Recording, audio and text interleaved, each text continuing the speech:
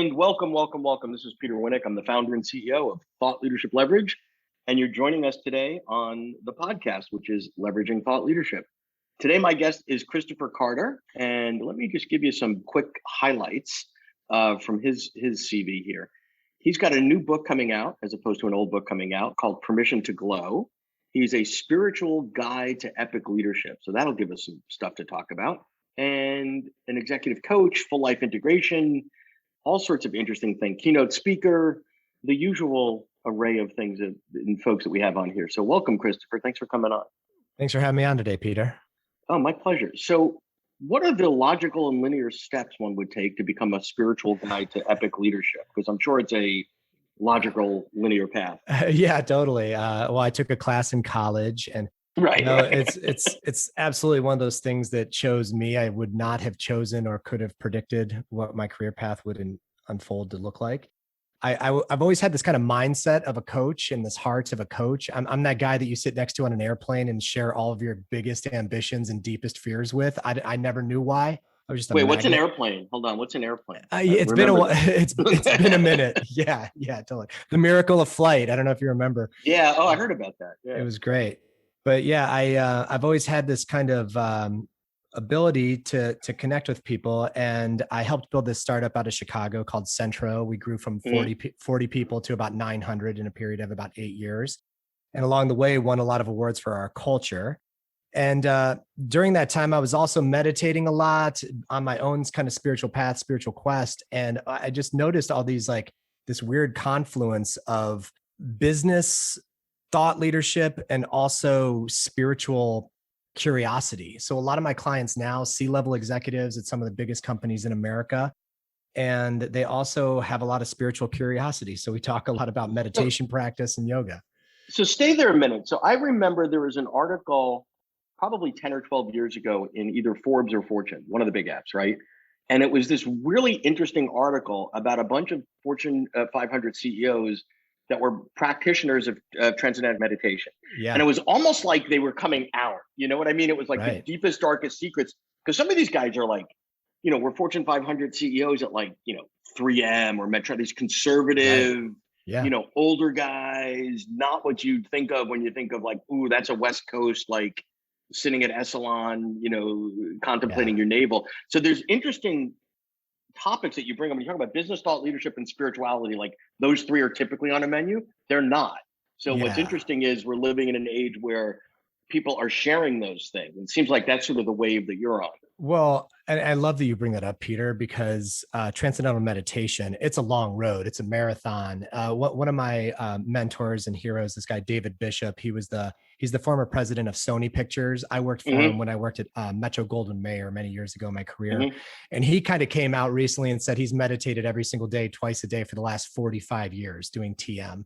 And this guy helped create the advent of Blu-ray technology and the DVD. He was responsible for so many innovations. And what I love about what you shared is that there's a definite proven kind of ancient spiritual path, meditating every day and connecting with something bigger than ourselves. In TM, it's called the unified field. And I think that is such a better path than a lot of these weekend warriors that go and do peyote or the latest ayahuasca, whatever, let's take a bunch of drugs and call it spirituality. Right. I just really appreciate the hello Joshua tree. Right. Exactly. Yeah. So, I mean, the other piece of it that's interesting is when people start to talk in the business community and the thought leadership around mindfulness, and you have companies like Google that have embraced it, et cetera, is oftentimes, and I think it's sort of a hook, is they talk about it as a technology almost. Right. Or use the term, and then it's like, oh, it's a technology. It's like my iPhone. Let me get addicted to that as well. Right. It must be cool. But, it clearly there's a deep and rich history. Yeah. Well, it reminds me of Tony Robbins talking about NLP as the latest technology to go sell a bunch of stuff. But I definitely consider meditation a science. Yogic science has been around for thousands of years. And the reason it's called a science and it's regarded as such is that it has predictable, proven results depending on the level of inputs you put into it. If you show up for a certain amount of time, and I got into this practice kind of as a skeptic, kind of arms crossed, prove it. And over time, the more you practice, the more you need it, the more benefits you experience. And so the results have been scientific. So yeah, I do regard it as a science. So this is really interesting, Casey, because this is where your background as a business person, a thought leader, and then a spiritual practitioner merge in, because you're talking about the benefits and outcomes of it, almost like Yeah. it's a new feature set in software. So I find that really interesting. So let's switch a little bit to, okay, so as an epic spiritual guide, Mhm. or whatever the label that we're putting on these things these days, Yeah. what are the underlying business models? Like, do you put out a stand like, lemonade 5 cents, or how does this Yeah, work? totally. Well, I call them all Trojan horses, So the reason Right. I started calling myself a spiritual guide to epic leadership is it was kind of one of those lightning bolts that arrived. It's the subtitle for my book. It's Permission to Glow, a spiritual guide to epic leadership. And I thought, well, on my best days, this is what I do. However, I'm very rarely, if ever, hired for that job description. I'm hired as a Fortune 100 coach, executive coach, as a meditation teacher for organizations. So I have no attachment to what my clients call me. But yeah, But stay there on the organization yeah, side. So I think you made a key point that I want to push on. So when individuals hire a coach, they don't yeah, really need to be responsible to anyone else to justify it, assuming they're paying with their own funds, right? I can right. hire, there's a coach for teleprompters, there's a coach to train Yeah, my dog. right. There's like, right? And I don't need to justify to anybody. I can write a check and do whatever I'd like, right?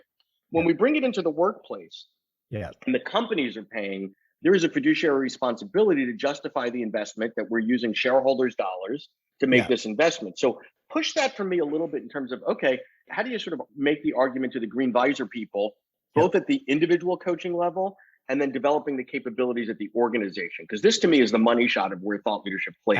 Absolutely. And this is why most coaches fail to really pay their bills being a coach, is they don't tap Totally. into this. I have a family of five, so not succeeding in coaching was not an option for me. And Yeah. so I'll use a little case study of my Amazon client, a great executive there.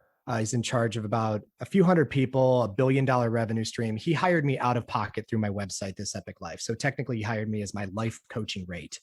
And we made such progress in those first 3 months. He got basically his 2-year plan done in about 3 months.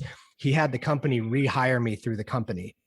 And when Amazon hires a vendor, it is a vetting process that requires so much paperwork and so many Yep. milestone Yep. documentation milestones. And but understandably so. If you're being allowed into those gates, they need to make sure that you're the real deal, that you can deliver on what you promise, and that you can kind of chart your progress. So I look at that type of coaching and that type of contracting phase with corporate clients. It's all about the on the court piece, the milestones, the benchmarks. Yep. Here's how we measure success. And I am super upfront about that because it's peace of mind for both of us.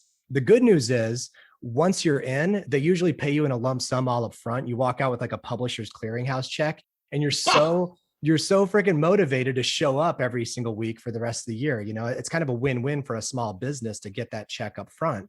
But on the life coaching side, it's more of that off the court piece. What's under the hood? What are the stories in the way? Well, And but there isn't, but that line between church and state isn't yeah, clear, isn't always so clear. So right. the fact that, when Amazon is hiring you, one is it's a great marquee client, but number two, clearly a data-driven company.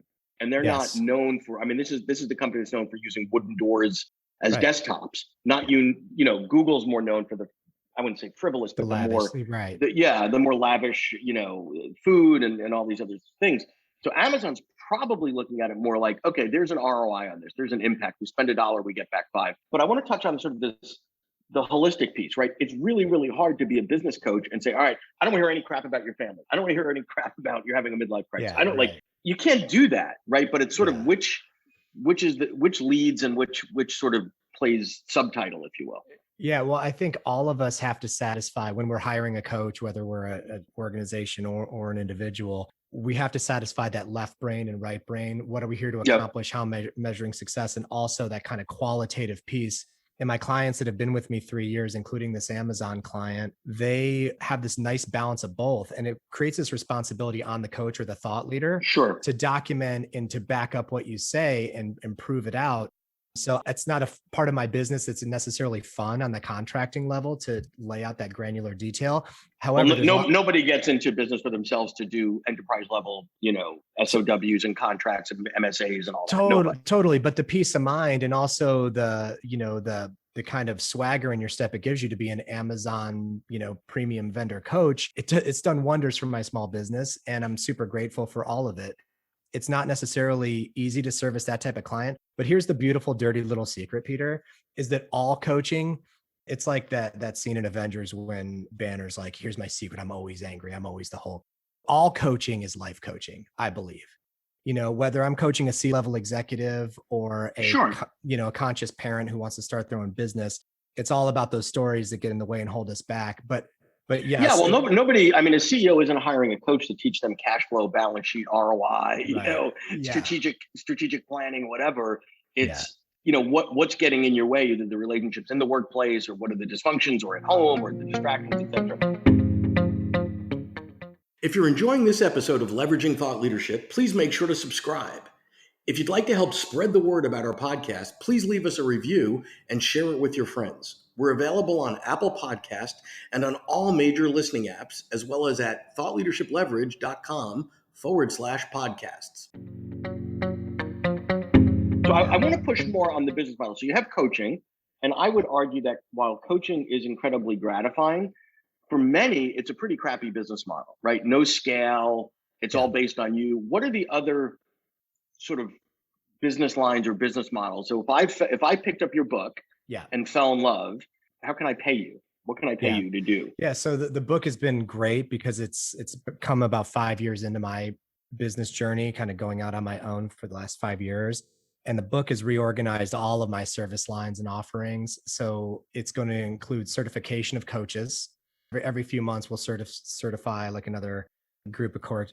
Is that internal or, sorry to interrupt you, internal or external? Because from a business model standpoint, there's two business models there: certifying third-party coaches that have their own practices in their own communities. Yes. That's number one. And then number two, certifying inside of an enterprise people to sort of be train the trainer, certified coaches in the methodology inside of an Amazon or a Citibank or something. Well, Which path are you going? My dream is to play in both, Okay. to work inside, to activate organizational leaders on one side, like basically my client base who gets inspired by our work together. I want to give them the tools to impact the organization. But then the third party coaches piece, I love that model so much because I don't want to babysit their client relationships. I don't want to be like the help desk if something, right. should something go wrong or not be, I want to empower those people to own that piece, but give them the tools and the intellectual property. So in the long-term play for me is intellectual property. But so when you say it's intellectual property, there's lots that you can do with intellectual property. And this is like my jam in terms of people don't really realize this. The asset that you're building is not how many billable hours did Casey have last month. That's short-term revenue. Yes. But you're constantly investing in building this great IP, and it can extract value without you being in the room, or these days the Zoom, if it's licensed, if it's converted into validated assessment tools or consulting tools or video-based training. So I love that you think of yourself as, hey, my job is to develop IP, which are assets. Now you can use it in your practice, right? But all that. So what's the vision there? Yeah. So two of my mentors who I'm just so enamored with the work that they've created, Jonathan Fields, Good Life Project. He has Sparketypes assessment, but also Michael Bungay Stanier, the coaching habit. And I love his stuff so much, but the curriculum and the programming he's built around the coaching habit to train busy managers to coach in 10 minutes or less is just really brilliant. And that is the long-term play for what I'm doing with the 4 permissions. The book Permission to Glow lays out the framework for the 4 permissions. It's kind of the first flag in the ground, and there'll be subsequent series of books to support that. And I've always been into training and development. That's kind of where I spent a good chunk of my career. So curriculum design, all that stuff, it doesn't intimidate me. It's actually kind of fun. But now I get to stay there a minute, because you're odd in a good way that way. Meaning, most folks that come into this and there are exceptions, don't have that learning, instructional design, curricular design background. And typically what will happen is someone writes a book, then they'll do a speech, and then a client will say, oh, can you do a workshop? And they go, well, I guess a workshop's kind of like a long speech. I'll just get up there and talk a lot, right? So if I can talk for an hour, I can talk for 2 or 3. Or they think of this cool, funky activity that they do in the room. And we look at that, we go, oh my God, total crapo from an instructional design standpoint. It doesn't mean they're bad people, but I would be awful at things. I would be an awful architect. I have no training in architecture. You shouldn't hire me to do that. But I think there's a naivete to go, wait, there's a whole field of people that spend their whole life studying how people learn and curricular design and all that. Oh And yeah. often it's skipped, and it becomes glaringly obvious to professionals when you're going into an organization. They look at your stuff and go, okay, these are speaker notes. This is not a program. So skip, because Yeah. you've got a vision that, you've got the skill that Well, is to I'm some I'm degree a so superpower. I'm so glad you brought this up because many years ago now, I ran out of patience for enduring freaking PowerPoint. I hate producing them as much as people, enjoy enduring those things. Like linear broadcasting of content is not learning. That is not adult learning. Nobody wants that. It absolutely sucks. I used to train salespeople, and those people would get so twitchy if you brought them out of the market where they could be making money to listen to Yeah, you deliver a PowerPoint. They would never. So everything's experiential. It's experiences, exercises, and fun little jolts of content. So yeah, I do nerd out over that stuff. I also do 100% of my own design, whether that's web design, marketing, the designing of my posters, my entire brand. I've always been really hands-on with that because I kind of approach things more as an artist. From playing in bands and designing flyers and marketing for bands as a kid, I just kind of grew up doing this stuff myself, and it's a longer road. I have to be patient with how slow or how long certain things can take. However, when I look at the body of work, I am really proud of just the aesthetic continuity of yep, everything. And to me, that really matters when you're asking for bigger budgets. To sure, trust sure. your people to train with somebody, you want to make sure that it's a high touch, experiential thing Yeah, and where. at some point, I would argue that as the CEO and the thought leader in the entity, you might fire yourself as the Oh, creative totally. director, right? Yeah, Just out of necessity, that's my but you've next also step. created the standard. And I think that it's an interesting piece in the growth curve of, okay, I've done everything so well. One Right. might interpret that as, control freak, micromanage. Oh, It's probably done out of absolutely. necessity. And Totally. now it's like, ooh, I got to give that up. What are the pieces I'm Yeah. willing to give up? You'll never give up the creation of the IP because that's your jam. But Yes. do you really need to design course number 7? That's Oh really yeah, where it comes yeah, to. totally. My coach hammers me on all of this stuff. When is the control freak coming out to play? When is it time to let go? And we're definitely at that point. Like I wanted to get the book to the starting line and start hiring some more curriculum designers and kind of start Yep. creating those next waves. So let me ask you this as we start to wrap up here, Kristoffer. If you were to be able to give a message to yourself 10 years ago, right? As you were early in the journey here, now that you're older, wiser, more seasoned, and whatever, what would you tell yourself in terms of expectations, surprises, etc.? Well, I would say strategically, I've found a lot more success going narrow and deep with fewer clients than broad and shallow. I Oh, I think that's love just, that. that Yeah. whole. I think that game's just so Yeah. exhausting. If this was a game show, I'd be ringing some sort of bell and like confetti would fall because the Yes. worst answer to that question, and we hear it often, is, oh, my stuff works for everybody. I'm like, Yeah. great. Unless you have the budget of Coca-Cola for marketing, you can't market to everybody. So I love that. So go Yeah. narrow, go deep. What else? Yeah. And also, it's similar to Ray Kroc, the founder of McDonald's. You're not in the hamburger business, you're actually in the influence business. And so similar tied to, fewer, deeper relationships, that your ability and your integrity to influence those people and to over deliver for what you promised, I think is huge, and it would have saved me so much just run around and hustle and worry about what everybody else is doing if I was just more concerned with those core people, because it's kind of that 80-20 rule, the 20% matter the Yeah. most.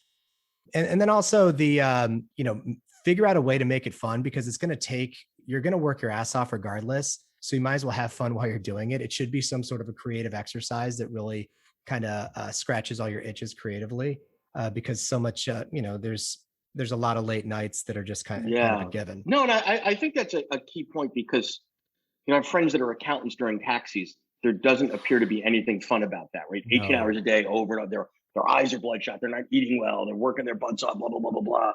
I don't see any of my clients sort of get into that grind it rut. Like you got to have fun Yeah. because once you stop having fun, it's time to sort of hang up the gavel or whatever. Yeah. Oh, absolutely. No, it's. Cool. Cool. Well, this has been great. I appreciate you coming on. I appreciate you sharing your story, Casey. And this has been fantastic. Thank you. Yeah, I really appreciate it. Great questions, Peter. To learn more about Thought Leadership Leverage, please visit our website at thoughtleadershipleverage.com. To reach me directly, feel free to email me at peter@thoughtleadershipleverage.com. And please subscribe to Leveraging Thought Leadership on iTunes or your favorite podcast app to get your weekly episode automatically.